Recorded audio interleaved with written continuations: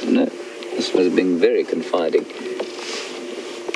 That's a little ewe, a Dyker ewe, no horns.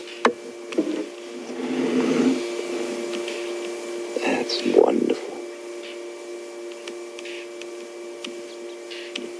Not sure if we've seen him or not. Sorry, not sure if we've seen her.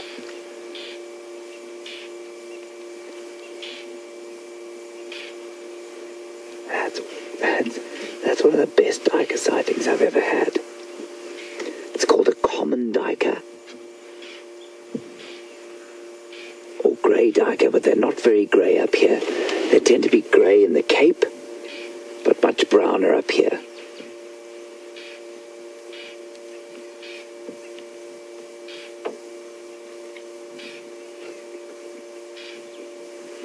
Lots of talk you'll find from people. If you go on a game drive and see a Dyker, you'll hear that they like to eat guinea fowl chicks, apparently. I think there's one record of that happening, and I think it's probably far more unusual than you might think.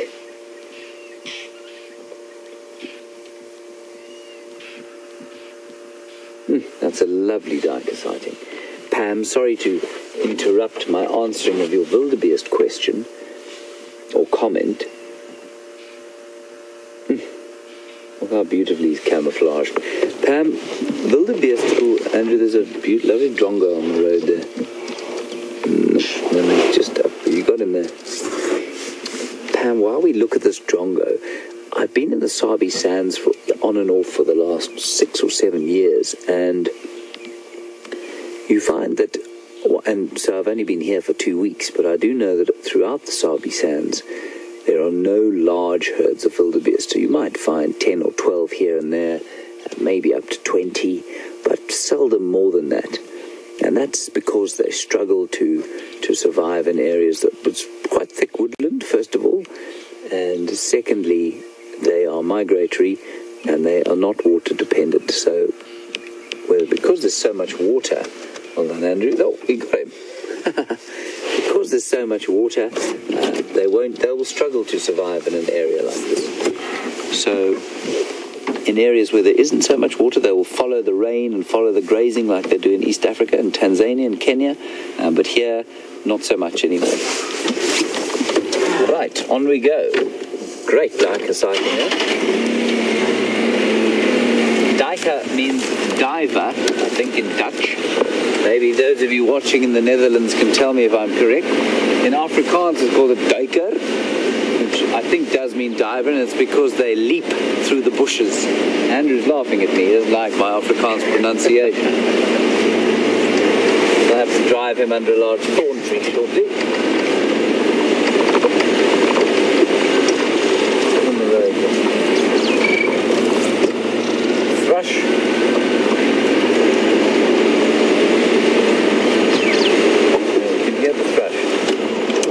Get him to call. There. There we go.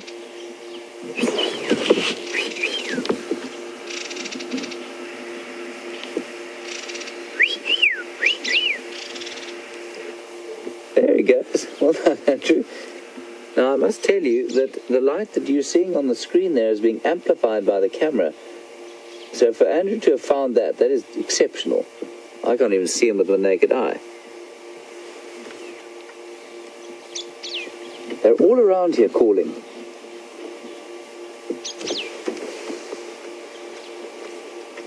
That is the curry cane thrush.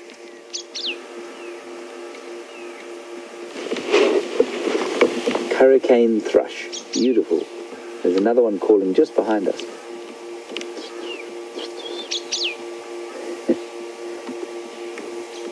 No, great. Good job.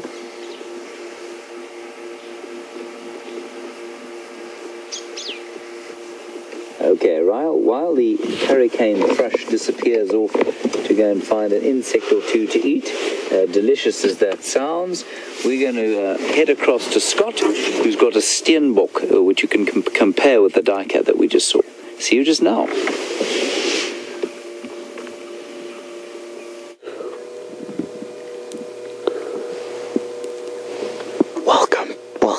back, everyone. And I'm trying to whisper as softly as I can. We are so close to this little steenbok. Slightly smaller than the duiker, which you've just been watching with James. And interestingly enough, we must watch closely. This one is chewing the cud. And if Phil can zoom in on its head and neck, we will, there we go. We will see it regurgitate a ball. Watch its throat very closely now. It'll swallow and then the next one will pop into its mouth. Any second now. Oh, it's lying down. There we go. There's the next bolus of cud that's just popped into its mouth. And now that it's laid down and we can see it closely, let's watch again. It will finish re-chewing this plant matter that it's already chewed on before, swallow it, and then regurgitate another bolus from what... Okay, watch closely. Oh, there it goes.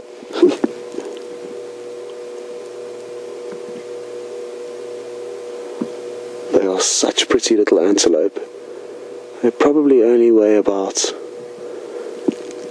6 or 7 kilograms, maybe a bit more than that. About 15 to 20 pounds at the most. And they seldom let us get this close to them.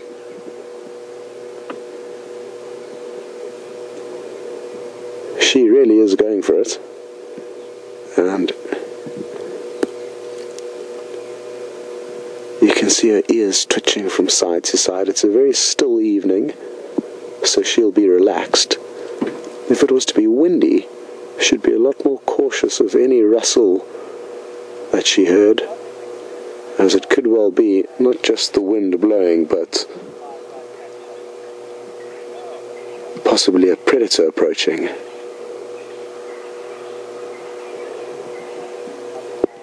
I think I can hear James and Andrew, who are obviously on a road nearby called Shabam Road.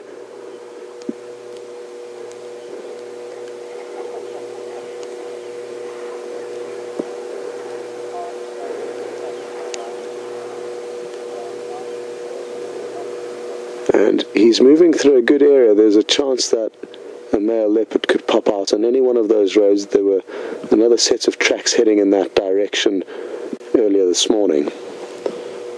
And that's what brings me into this area as well.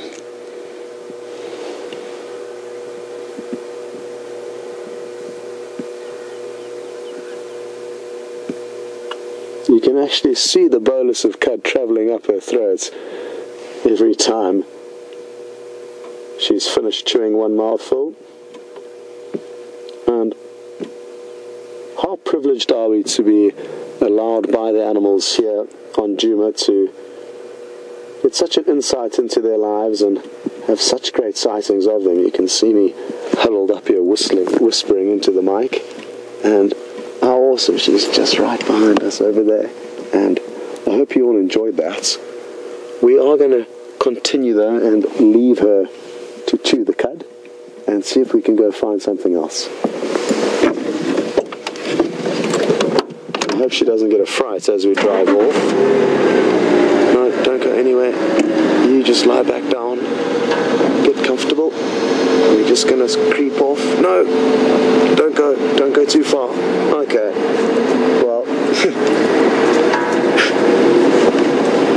you win some, you lose some. We obviously didn't intend to do that, but they are used to seeing the vehicles. They will be a little bit cautious of them, but as you saw by her behavior earlier, they thankfully treat us as merely observers out here. We provide no threat to them, we don't ever feed them, so we just fit in as a kind of neutral being out here.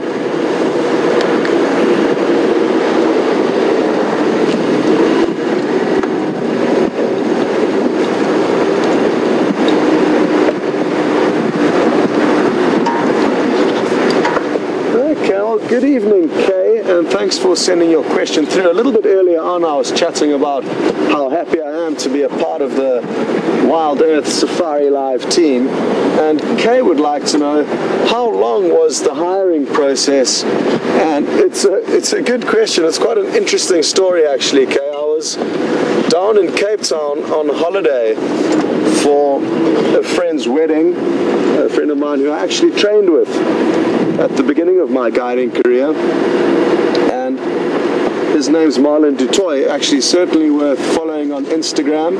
He takes some incredible photographs, and that's Marlon, L-O-N, Dutoy,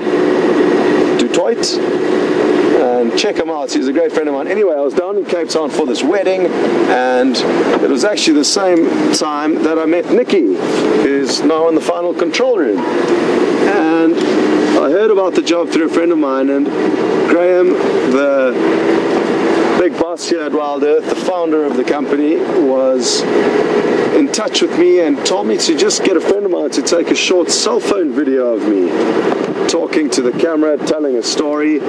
So in my friend's garden in Cape Town, in an area called Newlands, it's a very lush, beautiful area, I did a wilderness talk through the garden, and I spoke about some Egyptian geese that were thankfully sitting up on the chimney, and the koi pond, which had a net over it to prevent the herons eating the koi. So there was a fair amount to talk about, and then obviously all of the plants in the garden. But it was just a short 1 or 2 minute video on a cell phone that we sent through to Graham, and he somehow managed to like it. And then I came up for an official 1 month interview at the end of November last year, and everything went surprisingly well. So a lot of the initial contact was all over telephone and just that video message, until I came to Djuma to try things out properly. Thanks for asking, okay? And I got really lucky with my first drive, which was obviously an important one. Within the first 5 minutes I watched, for the first time in my life, the wildebeest give birth. So somebody was watching over me that day, and it was a magical sighting. We actually were so lucky over that period. Amongst the different presenters, 5 different wildebeest were seen giving birth, which is an incredible amount considering there's not huge amounts of wildebeest in the Sabi Sands. There were more then in summer than there are now, but we had a really lucky period over that calving season. I'm just going to stop here on the dam wall. It's a beautiful skyline, and also a good opportunity for us to stop and listen and see if Mother Nature can tell us any clues. Well, you may see a bat fluttering through the shots, but Phil will not attempt to pan after it, otherwise you will start feeling like you are out at sea. But it really is a magical evening. Oh wow, look what Phil spotted. The catfish are coming up to drink in the beautiful fresh air here at Djuma. The muddy waters that they live in sadly don't provide them with much oxygen, and they have the ability to process oxygen with a very unique lung. They can actually live on land for many hours without being in the water. How cool is this? What I'm going to do is try to shine my spotlight to see if that can help with Phil's camera work. I just need to work out which catfish he is on, because there are so many all over the show.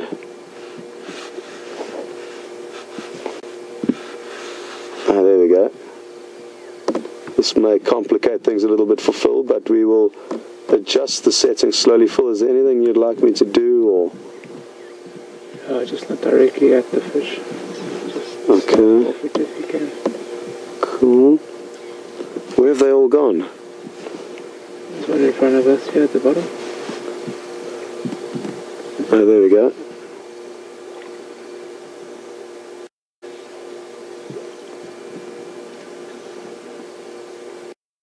Look at that. You can even hear it, possibly.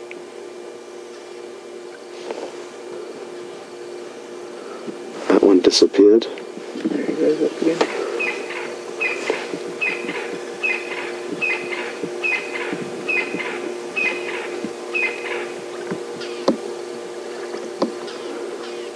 They're scavengers that eat mainly carrion, so they're meat eaters where possible, but will also eat plant matter to a degree.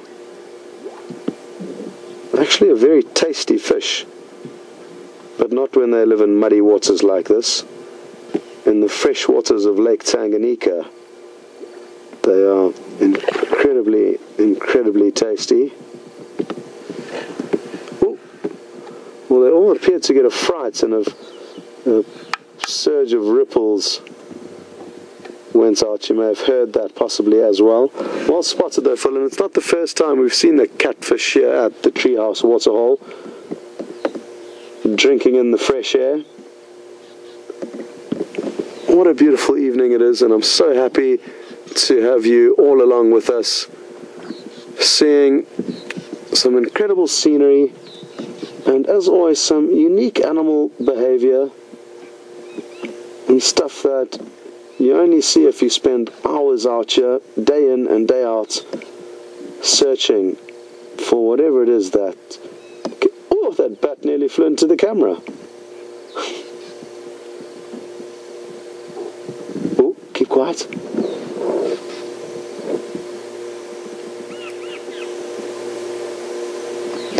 I thought I heard an alarm call.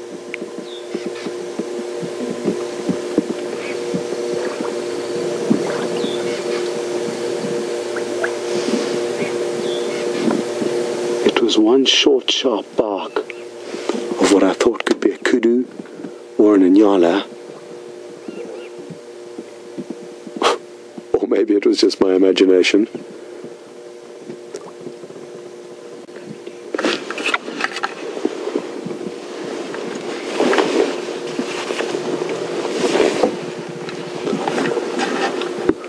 Okay, well, there have been no more alarm calls. And Anne, I'm very happy to hear that you're enjoying the catfish drinking in the air. Who would have thought? Sorry, Anne. And it is really interesting, the stuff we get to see out here, and I'm really happy to share it with you, and happy to hear that you're enjoying it. Okay, well, let's carry on our initial flight path and see what's around.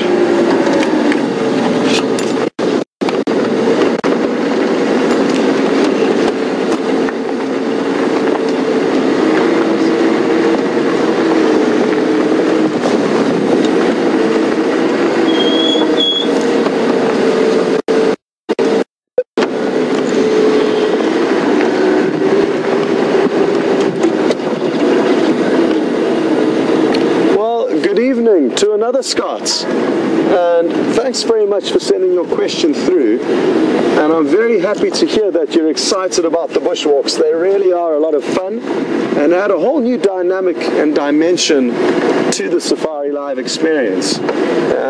Scott would basically like to know my thoughts on walking and what he can expect when we do get the walking back up and running. And Scott, basically, you're moving a lot more slowly through the bush, a lot more silently, and this allows you to, and slowly, and this allows you to really get to see small things, insects, finer details, get close to tracks, follow the tracks, and not be restricted to the roads necessarily. You can get to places where the vehicles can't go.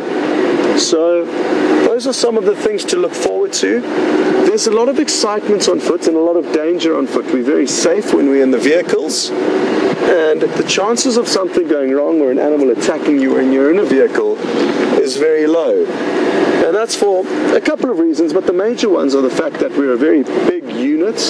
So even though we are individuals, we are actually one being, and we're a very big being that can make a lot of noise. We can rev the engines, which can scare animals, and all these things add up to us being quite intimidating to the animals. And also the fact that they can hear us coming, so the chance of us startling an animal is very slim. Whereas on foot we move very silently, and we are individual small beings that most animals know that they can take on. Will not know that they can take on, will be more likely to take on. And one of the major reasons why they would need to take us on or feel the urge to take us on is because we've scared them. They don't see us as food, they'll feel threatened or surprised, and the chance of startling something when you are moving stealthily through the bushes is fairly high. So there are dangers involved. We do carry a rifle, and there are certain risks involved that make it very exciting, and you'll definitely feel that excitement. We had a great encounter with an elephant bull on foot, and he came up to us to investigate us, and I'm sure just as fast as our hearts were racing, I'm sure a lot of the viewers' hearts were beating equally as quickly. It's a real rush, and something that I find it hard not to enjoy. In terms of which I prefer, walking or being in the vehicle, a combination of the two, Scott. It's two different experiences, two different genres. Oh, we've got lucky. And by being allowed...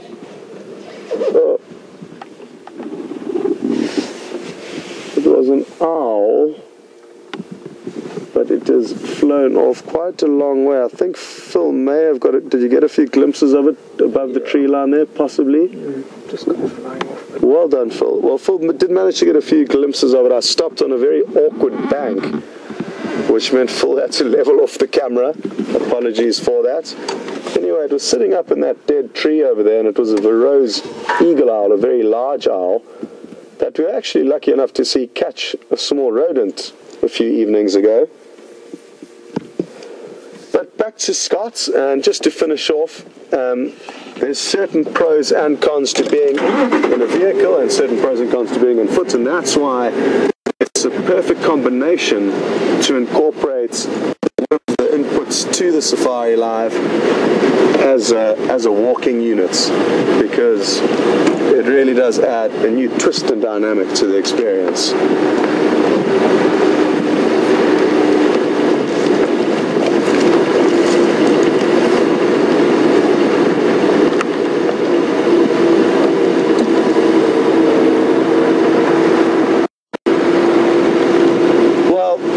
No doubt that you're all very interested to know what James has been up to and where he's searching. So we're going to link across to him, and as soon as we find something interesting, we'll be sure to get you back on our vehicle. But enjoy, and see you later.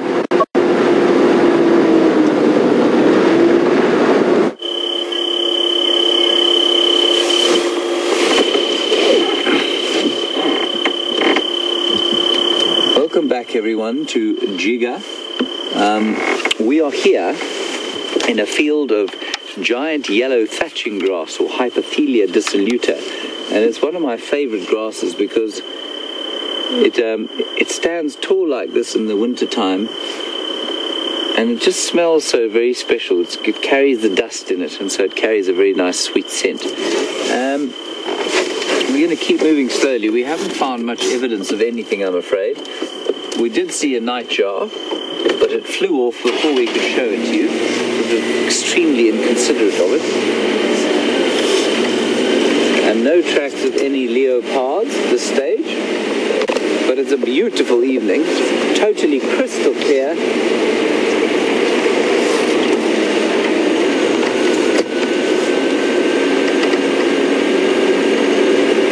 It is about grass that makes it so restful for me. You probably think I'm stark raving lunatic talking about it like that, which I might be.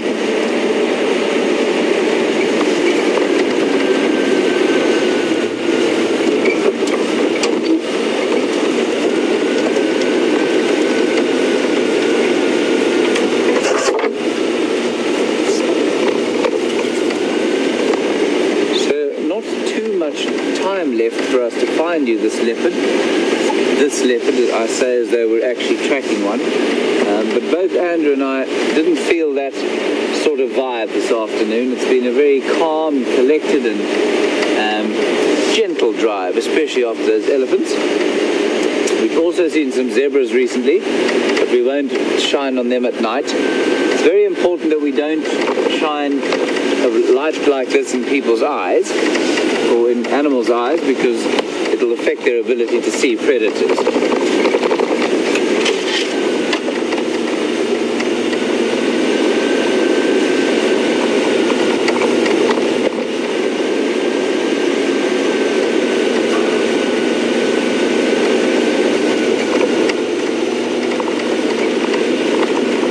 Hello, James on Twitter. What a lovely question, and what a brilliant name you have. You want to know about bats and where they stay during the day. We don't have caves here at all. We do have, I mean, there'll be the odd overhang around the dam areas. So on the dam walls, there'll be overhangs that some of the bats will stay in. Otherwise, they'll just stay in trees, in bushes. And hang upside down. They're extremely well camouflaged, and so I mean I've very seldom seen one during the day. I have seen the odd one hanging in a tree, and then of course they'll use buildings. So buildings around the place, they'll go and hang in the eaves or in the ceilings. They do prefer to live in a sort of cavey type of environment, but no strict caves here. Remember, the landscape we're in is very ancient, and so I'm just going to shine, Andrew, if you pan with me. We're going to just pan with the spotlight. 1 second. Come on, man. Okay, sorry, Andrew's a bit slow this evening. He's looking forward to his scotch, which he's not going to get if he continues at this pace. So if you look around here, just follow the light around. It's not too much trouble, Andrew. I know it's been a tough afternoon. What you notice is a complete absence of rocks. What is that? It's a waterbuck, not a rock. So you can see that there are no rocks here. And that's because the landscape is, in fact, I'm not going to shine any further than that because I'll blind myself for days. So what you find is that it's largely sandy soils, largely granitic sandy soils, because the lowveld formed many millions and millions of years ago, and the rocks have generally all weathered away, and so the existence of caves or rocky holes or cave-like structures is very limited. If you go into a place like Botswana or most of the Kalahari, you won't find a stone, and so the similar sort of thing applies. So the bats must find other places to stay. Sometimes in a tree hole they'll hang on the branches of thick bushes. If they can find an overhang in a drainage line, they might stay there, and like I say, in the buildings they quite like to stay. Great question, James. Great name.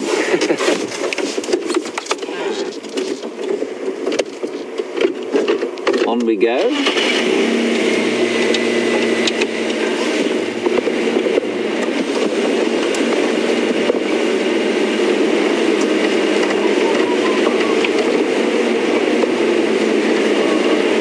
There's a waterbuck off to our left, which we shan't blind with this 5 million power candle power spotlight. It's funny, I remember being a child and wanting the most powerful torch in the world, and for some men that desire never changes. Brent Leo Smith the other day bought a torch that I wouldn't be surprised if you could see from outer space. He lit it in our room the other night and it burnt a hole through the roof.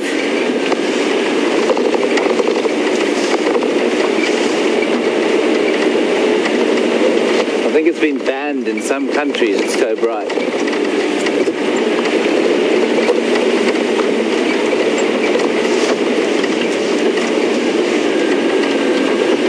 Every so often I can flick the spotlight across and you see the eyes of the impala, especially in the clearings. So a lot of the animals will come out into the clearings at night, especially when the moon isn't up, and it just gives them a better chance of seeing any predators that might want to come and snack on them during the night. Leopards, lions, hyenas, not so much wild dog or cheetah now.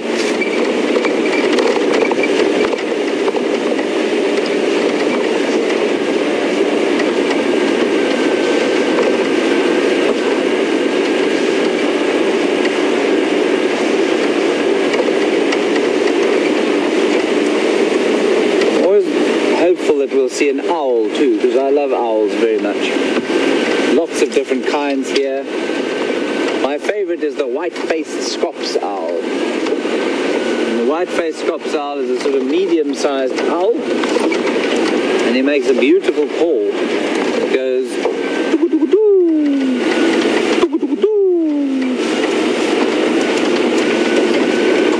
nostalgic sound for me on my first times in the bush.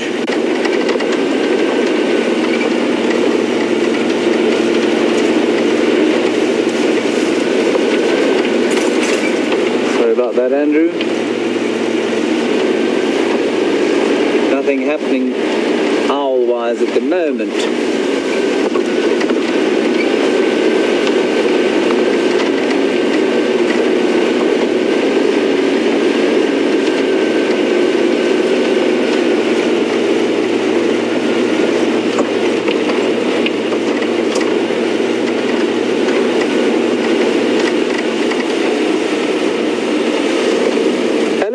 In Durban on the east coast, where you don't actually have winter. Lucky old you. You want to know about night drives and can we do them here? I'm just going to stop up here where there's a bit of a warm breeze blowing, and Andrew can pan around to the sort of last embers of the day there on the horizon. Tracy, night drives for me are, I mean, they're quite fun if you see things. Quite often they can be fairly barren affairs, and so that's one reason we don't do them too much. The second reason is that in order to do it sensitively in a manner that won't affect the animals too much, we need quite a lot more of equipment. We need lenses that picked up infrared, which is obviously a lot more sophisticated than the ones we have at the moment. There are plans afoot to do things like that, but not for the next little while. We could, of course, just put huge banks of lights on the backs of these vehicles, and then we could see everything we wanted to, but we don't want to do that because it really does affect the animals. There are some game reserves where they'll only put a red light on any kind of animal at night because they think that it affects their eyes less. I'm not convinced, and it certainly hasn't been proven. But it does. Those are the main two reasons that we don't run night drives live. I'm just going to show you quickly while I have you here and I have your attention captured. This is from last night's fireside chat, and that's a picture of us after we'd left you, having our drink, our Sunday drink, which is quite fun. Ooh, there we go. It only took me about 75 attempts to get that photograph. I'll post it one day when I figure out how to do that. And that's quite nice. Right. Okay, so thank you very much for your time this afternoon. We're coming to the end of our time with you. It's been great hearing from you, especially young Cameron there in Ohio. Thank you for your question about the elephant toys. That was fantastic. We've had a great time, some beautiful elephants, and just a lovely atmosphere around this evening. And we're going to leave you with the dying embers of the night, and hopefully see you tomorrow morning. Well, won't be morning for some of you. Good good night. Thank you very much. That's from Andrew and me, and we'll hand you over to Scott for a final last hurrah. See you in the morning.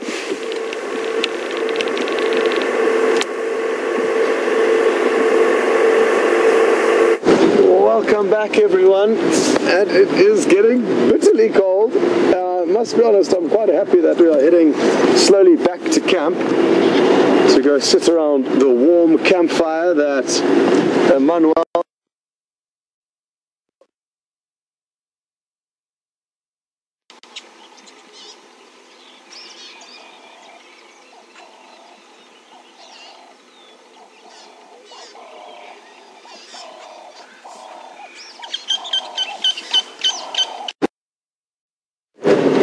Apologies for the break in signal. That was just that little dip we were going through, and it should get better or be better by now. But as I was saying, we're going to be having a braai tonight, and we take cooking over the coals very seriously here in South Africa, and I'm looking forward to it. But thanks so much for joining us. It's been another very enjoyable afternoon out in this wonderful wilderness, and I guess one of the highlights for me must have been the catfish drinking at the end, and I'm very sure that you had a great time when you were with James. He's such a character. And you also had a wonderful elephant sighting for those of you who were on the drive a bit earlier on. Tomorrow, hopefully, we will be able to track down some of the feline friends. Failing that, there'll be plenty of other interesting stuff going on, so make sure you tune in either for the sunrise or the sunset safari as much as you can get in. It just increases your chances of seeing awesome things. But thanks to Phil on camera, and Nikki and Eugene in final control, and again to all of you, the viewers,